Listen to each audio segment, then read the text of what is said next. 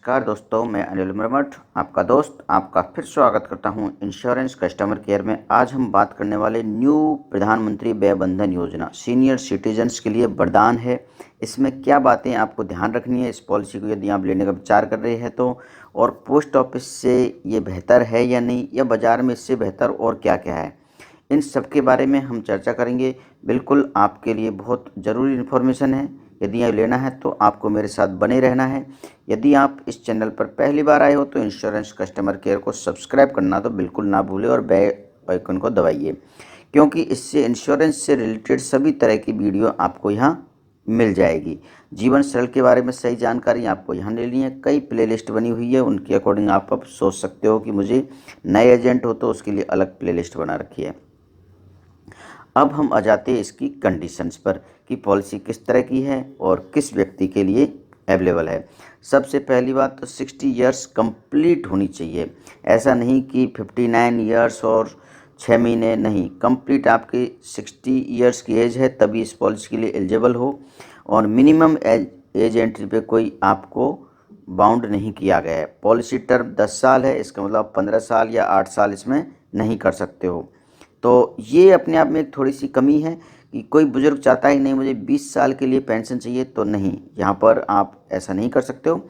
और पॉलिसी बेहतरीन है क्योंकि रिटर्न इसमें बहुत अच्छे हैं। इसके बारे में हम और आगे बात करते हैं। अब सबसे पहली बात करते हैं कि इसमें पेंशन कितना है। तो मिनिमम पेंशन आप पर मंथ लेते हो तो 1,000 रुपये पर मंथ की पेंशन आपको मिलेगी। ईयरली लेते हो तो 12,000 रुपये पर ईयर की पेंशन मिलेगी। और मैक्सिमम जो चेंजेज आए हैं, जो मैक्सिमम पेंशन में अब आ गई है कि 1,20,000 रुपये पर ईयर की पेंशन ले सकते हो, और मंथली में आप इसको 10,000 रुपये पर मंथ की पेंशन ले सकते हो। तो सबसे पहला चेंज ये आया है कि इसमें लिमिट बढ़ा दी गई है, आपका पेंशन की लिमिट बढ़ा दी गई है। अब दूसरी बात समझने की ये है कि यदि आपने कोई पहले से पेंशन पॉलिसी ले रखी है तो जो पेंशन अमाउंट आता है वो आपका इसमें कंसीडर किया जाएगा। मान लो 1,20,000 रुपये की आप पेंशन लेना चाहते हो, लेकिन आपको 40,000 रुपये पहले आ रहे हैं, तो 1,20,000 में से 40,000 रुपये आपको कम करने होंगे, मतलब उतने लिमिट तक आप इसमें इन्वेस्ट कर सकते हो। कितना पैसा इन्वेस्ट कर सकते हैं, कितना उसका रिटर्न मिलेगा, इसके बारे में और हम देख लेते हैं। दूसरी बात, आप अपने परिवार में दो बुजुर्ग है तो उन दोनों के नाम अलग अलग पॉलिसी भी ये ले सकते हो, ये सबसे अच्छी बात है। अब ये इसके फीचर्स हैं जो आपको पता होने चाहिए 60 इयर्स तक। जबकि पहले जो वय बंधन योजना थी उसकी पुरानी वय बंधन ये 2018 में ख़त्म हो गई थी, लेकिन ये रिवाइज हुई है, और रिवाइज होके ये आगे इसकी डेट अभी भी है आपके पास, तो आप ले सकते हो। और 15 लाख की लिमिट भी कर दी गई है। 10 ईयर्स की टर्म है, इसमें कोई चेंज नहीं।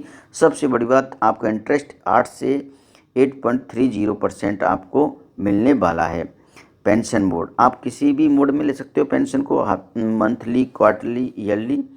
और यदि आप पेंशन ले रहे हो तो आपको एक समय बाद में आपको एक सर्टिफिकेट देना है, लाइफ सर्टिफिकेट की आप जिंदे हो, जिसकी वजह से आपको लगातार पेंशन मिलती रहे।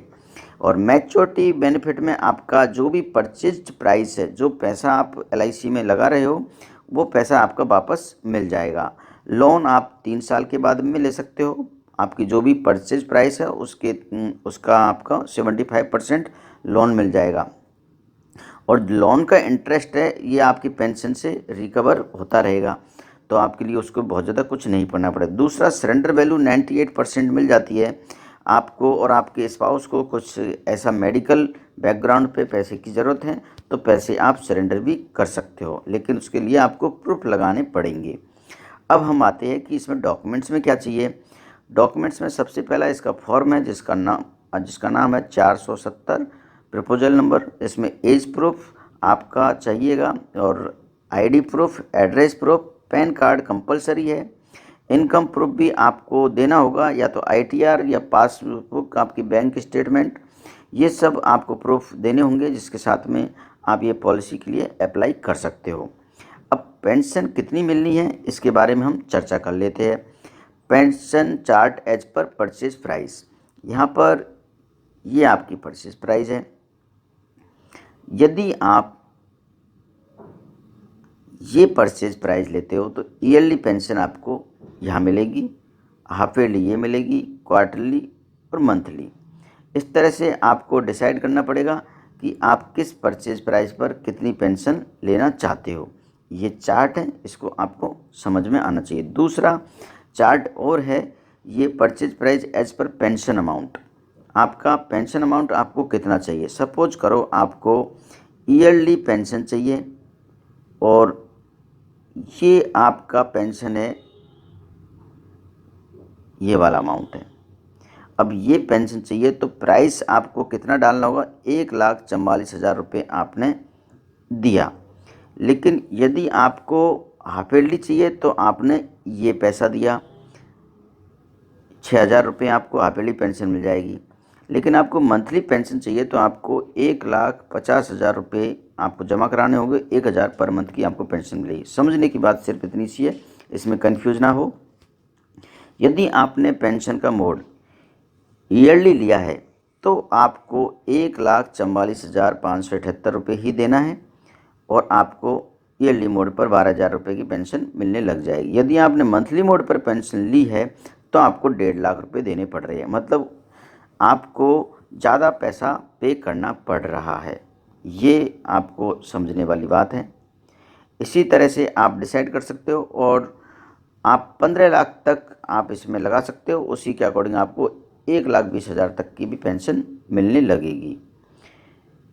अब दोस्तों ये बहुत इम्पोर्टेंट है कि आपके साथ में हमेशा तुलना होती है कि LIC की व्यय बंधन योजना की पोस्ट ऑफिस की MIS से तुलना की जाए तो क्या है, क्या ये बेहतर है। तो हम बात कर लेते हैं। दोनों में 60 ईयर्स है होना चाहिए। ये आपका एज है, एंट्री एज है। पेंशन 10 ईयर्स की है LIC में और ये 5 ईयर्स की है।